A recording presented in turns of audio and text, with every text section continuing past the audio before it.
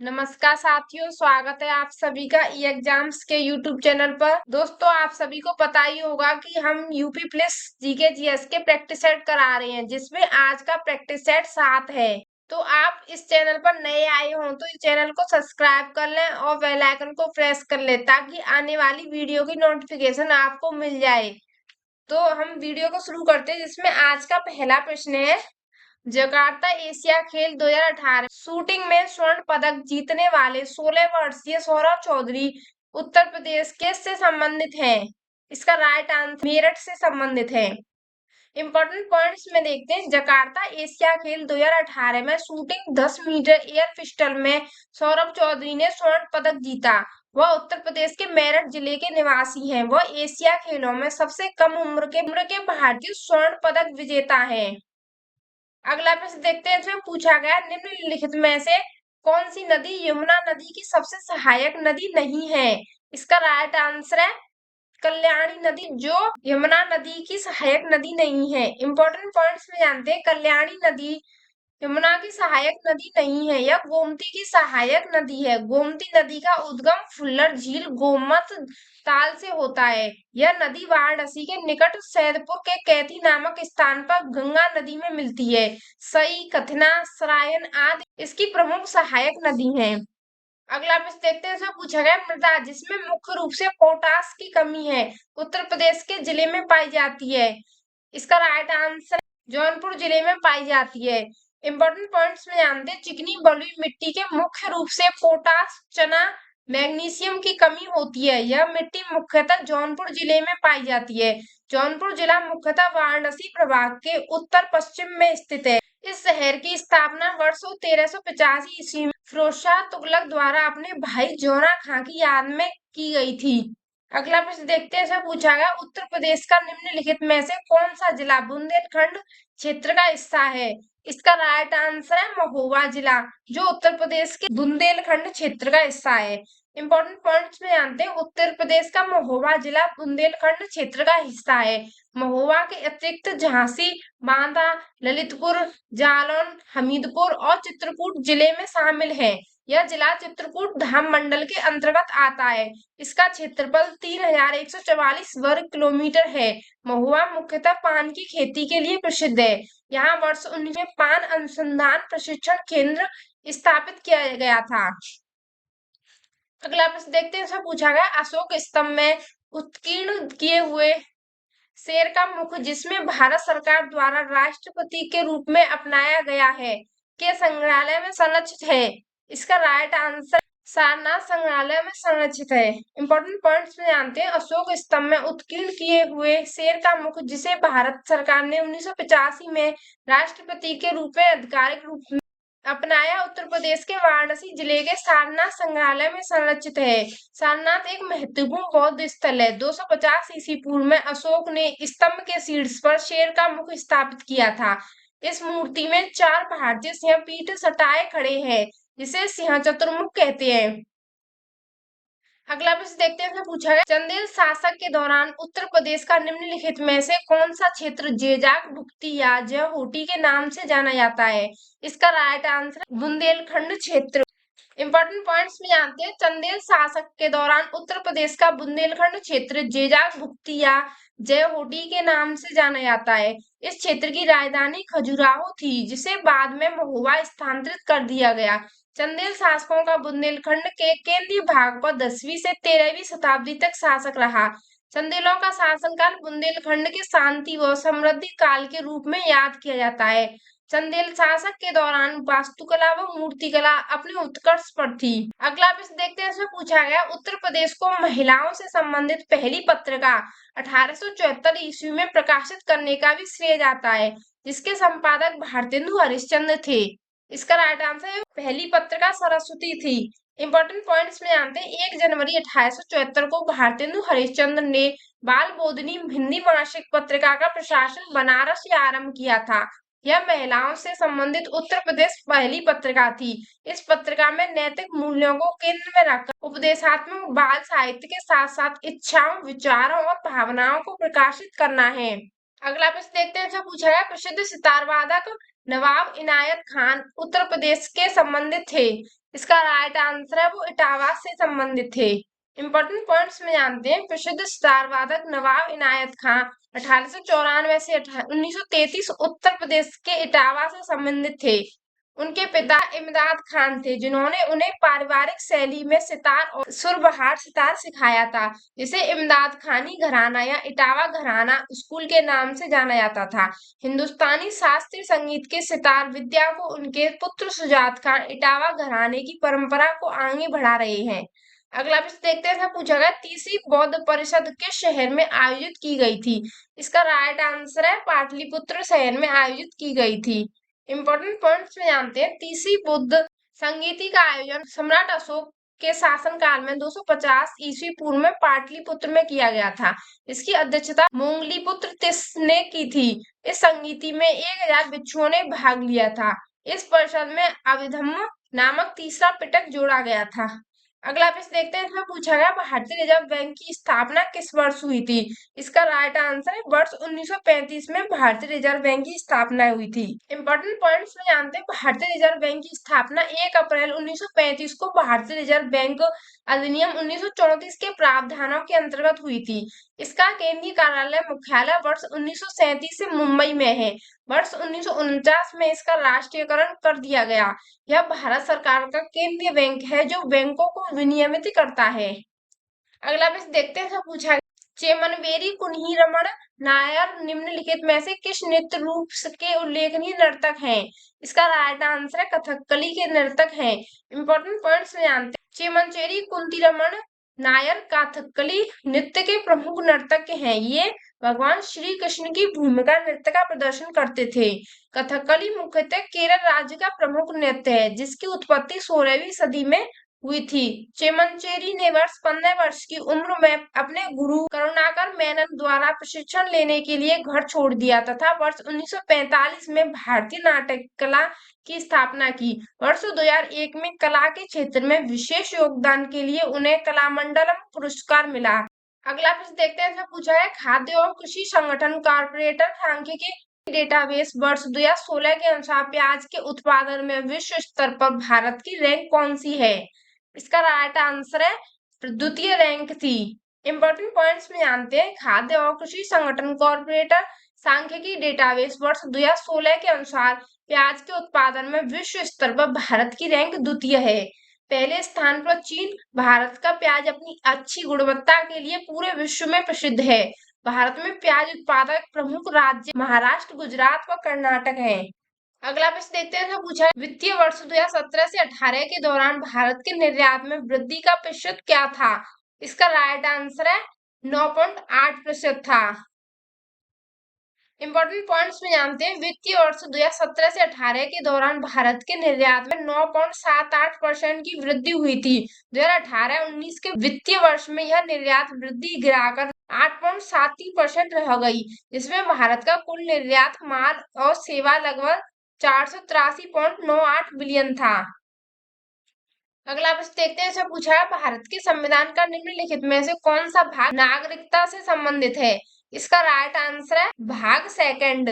Important points में जानते हैं। भारतीय संविधान के भाग 11 के अनुच्छेद 5-11 तक में नागरिकता का प्रावधान किया गया है।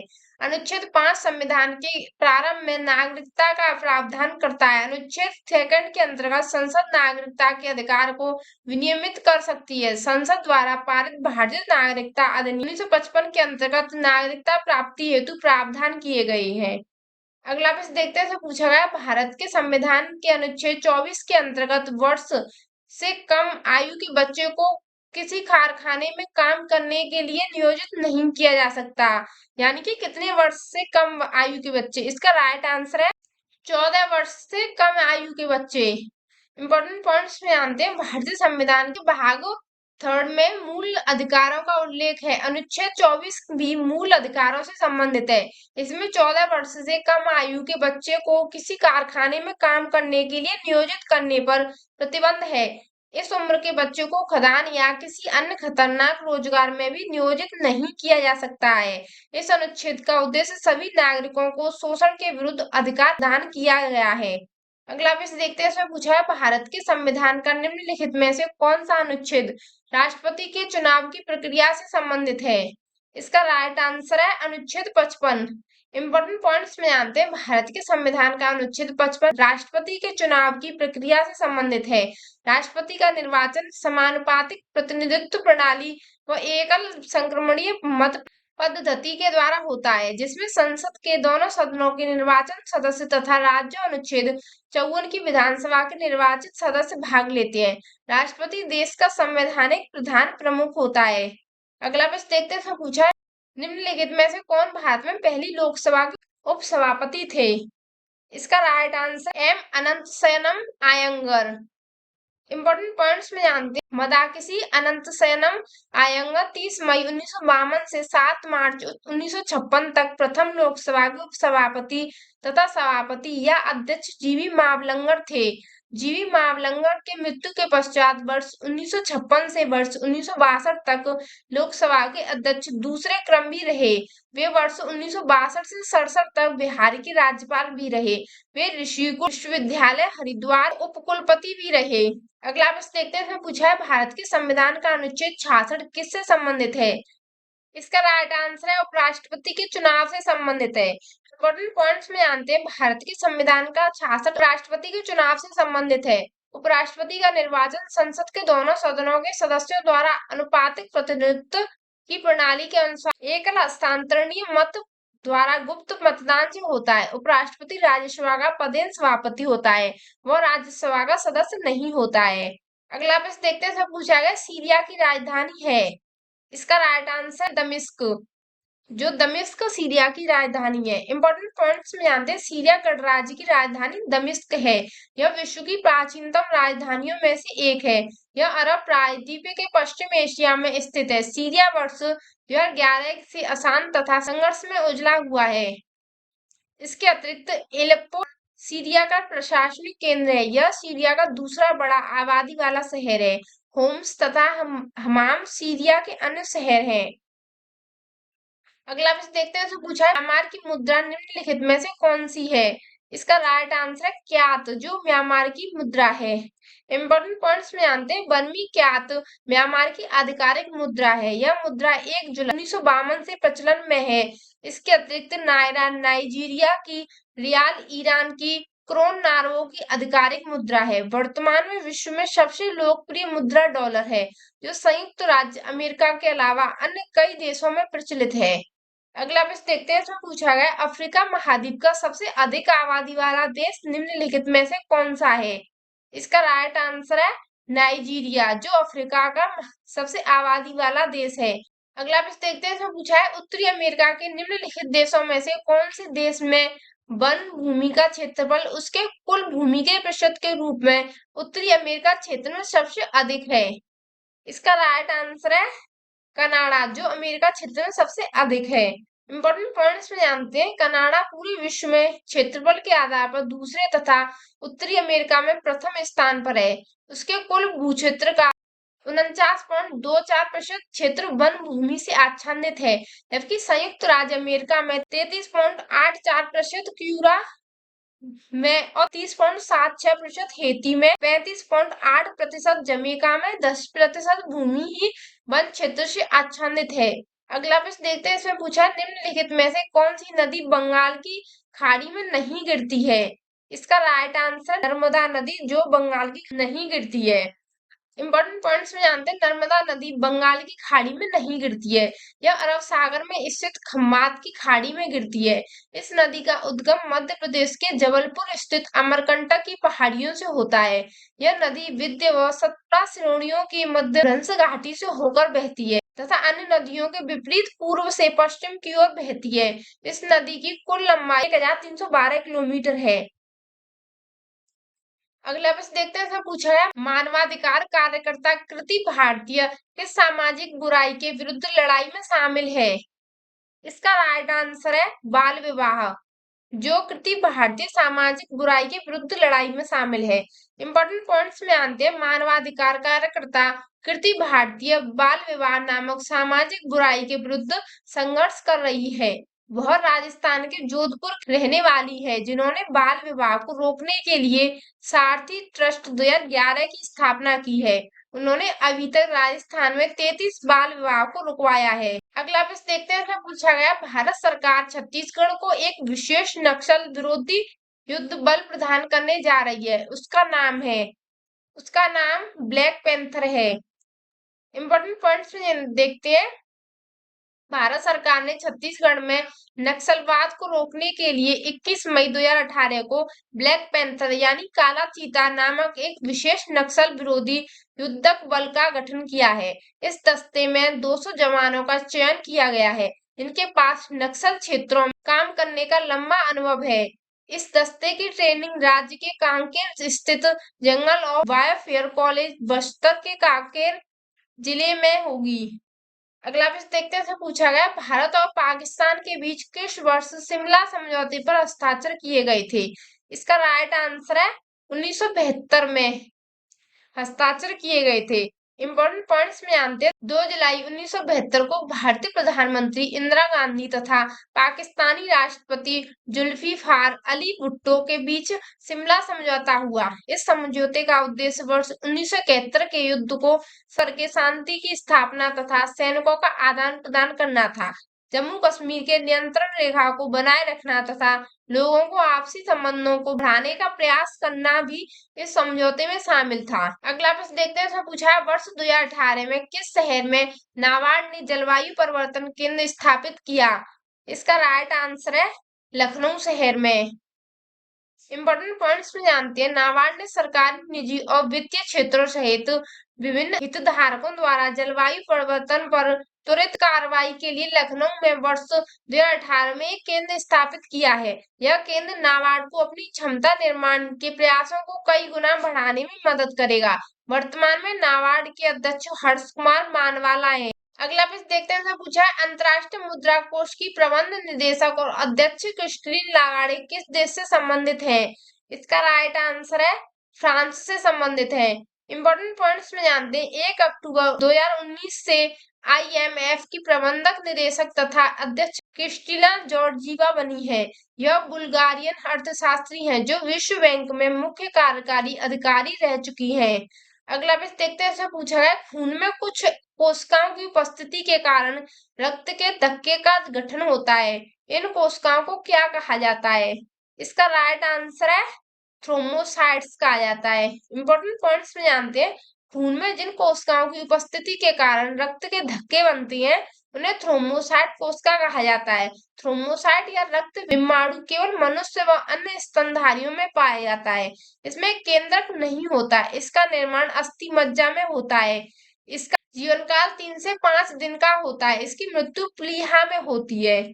अगला प्रश्न देखते हैं, इसमें पूछा है जीवित प्राणियों में निषेचन के दौरान नर और मादा गैमेट का संलयन एक कोशिका बनाने के लिए होता है, जिसे कहा जाता है, उसे क्या कहा जाता है। इसका राइट आंसर युग्मज कहा जाता है। इंपॉर्टेंट पॉइंट्स में जानते हैं, जीवित प्राणियों में निषेचन के पश्चात नर व मादा गैमेट का संलयन एक कोशिका बनाने के लिए होता है, इसे युग्मज कहा जाता है। बहुकोशीय प्राणियों में युग्मज की भ्रूण मूल रूप है। इसके अतिरिक्त एक कोशिकीय प्राणियों में युग्मज स्वयं विभक्त होकर नई पीढ़ी को जन्म देता है, जो प्राय अर्धसूत्री विभाजन द्वारा संपन्न होता है। अगला प्रश्न देखते हैं, पूछा गया आराम करने वाले व्यक्ति की नाड़ी की दर आमतौर पर प्रति मिनट धड़कन के बीच होती है। इसका राइट आंसर है 72 से 80 धड़कन के बीच होती है। इंपॉर्टेंट पॉइंट्स में जानते हैं, आराम करने वाले व्यक्ति की नाड़ी की दर आमतौर पर प्रति मिनट 72 से 80 धड़कन के बीच होती है। 60 धड़कन मिनट से अधिक दर होने पर उसे कम स्पंदता तथा 100 धड़कन मिनट से अधिक दर होने पर उसे हृदय क्षिप्रता कहा जाता है। इसके अतिरिक्त नाड़ी की धड़कन को शरीर में कई स्थानों पर अनुभव किया जाता है, जैसे गर्दन पर, कलाइयों पर, घुटनों के पीछे, कोहनी के भीतर भाग पर आदि। अगला प्रश्न देखते हैं, इसमें पूछा गया एक बार डाले जाने के बाद गर्म करके नरम नहीं किया जा सकने वाले प्लास्टिक को क्या कहा जाता है। इसका राइट आंसर है थर्मोसेटिंग प्लास्टिक कहा जाता है। इंपॉर्टेंट पॉइंट्स में जानते हैं, एक बार गर्म करके दलने के बाद पुनः गर्म करके मुलायम ना बनाए जाने वाले प्लास्टिक थर्मोसेटिंग प्लास्टिक कहलाता है। ये प्लास्टिक गर्म करने पर ट्रिपल बंध बनाने के कारण स्थायी आकार ग्रहण कर लेती है, जिसके कारण इन्हें पुनः उपयोग में नहीं लाया जा सकता। अगला पेज देखते हैं, इसमें पूछा गया एक वयस्क इंसान सामान्य रूप से 24 घंटे में लगभग 1 से मूत्र विसर्जित करता है। इसका राइट आंसर है 1.8 लीटर। इंपॉर्टेंट पॉइंट्स में जानते हैं, एक वयस्क इंसान सामान्य रूप से 24 घंटे में लगभग 1 से 1.8 लीटर मूत्र का विसर्जन करता है। मनुष्य के सामान्य मूत्र में 95% जल, 2% लवण और 2.7% यूरिया व 0.3% यूरिक अम्ल होता है। मूत्र का हल्का पीला रंग उसमें उपस्थित वर्णक यूरोक्रोम के कारण होता है। यूरोक्रोम हीमोग्लोबिन के विखंडन से बनता है। मूत्र अम्लीय होता है जिसका पीएच मान 6 होता है। अगला प्रश्न देखते हैं, पूछा गया 11 दिसंबर 2014 को संयुक्त राष्ट्र ने संकल्प 69/131 द्वारा योग के अंतर्गत दिवस के रूप में खाली जगह को घोषित किया। इसका राइट आंसर है 21 जून को घोषित किया। इंपॉर्टेंट पॉइंट्स में जानते हैं, भारतीय संस्कृति में योग लगभग 5000 वर्षों से एक मानसिक, शारीरिक और आध्यात्मिक अभ्यास रहा है। 11 दिसंबर 2014 को संयुक्त राष्ट्र महासभा ने संकल्प 69/131 द्वारा 21 जून को योग के अंतर्राष्ट्रीय दिवस घोषित किया। इसके अंतर्गत प्रथम योग दिवस का आयोजन 21 जून 2015 को नई दिल्ली के राजपथ पर हुआ। अगला प्रश्न देखते हैं, इसमें पूछा गया वर्ष 1943 में विटामिन के आविष्कार के लिए खाली जगह को नोबेल पुरस्कार दिया गया था। इसका right answer Doisy and Dam. Important points में जानते हैं, विटामिन के की खोज एडवर्ड डोइजी व हेनरिक डैम ने की थी, जिसके लिए उन्हें वर्ष 1943 में चिकित्सा का नोबेल पुरस्कार मिला। विटामिन ए का रासायनिक नाम नेफ्थोक्विनोन या फ्लोक्विनोन है। यह विटामिन वसा में घुलनशील है तथा यकृत में प्रोथाम्बिन के संश्लेषण में सहायक होता है, जो रक्त का धक्का बनाने का कार्य करता है। अगला प्रश्न देखते हैं, इसमें पूछा गया inside Ivy and Rod the rolling stone that gathered moss किताब के लेखक कौन थे? इसका राइट आंसर है के शंकरन नायर। इंपॉर्टेंट पॉइंट्स में जानते हैं, inside Ivy and Rod the rolling stone that gathered moss नामक पुस्तक के शंकरन नायर द्वारा वर्ष लिखी गई है। इस पुस्तक में लेखक ने संजय गांधी, मोरारजी देसाई, वीसी शुक्ला, इंदिरा गांधी तथा विभिन्न नौकरशाहों के साथ किए गए कार्य के आधार पर अनुभव को साझा किया है। अगला प्रश्न देखते हैं, इसमें पूछा गया परमाणु ऊर्जा आयोग स्थापित हुआ। इसका राइट आंसर है अगस्त 1948 में स्थापित हुआ। इंपॉर्टेंट पॉइंट्स में जानते हैं, परमाणु ऊर्जा आयोग परमाणु ऊर्जा विभाग भारत सरकार का शासकीय निकाय है। इसका गठन अगस्त 1948 में देश में परमाणु ऊर्जा गतिविधियों को देख रेख करने के लिए किया गया। अगला प्रश्न देखते हैं, पूछा है विश्व व्यापार संगठन का मुख्यालय स्थित है। इसका राइट आंसर है जेनेवा स्विट्जरलैंड में स्थित है।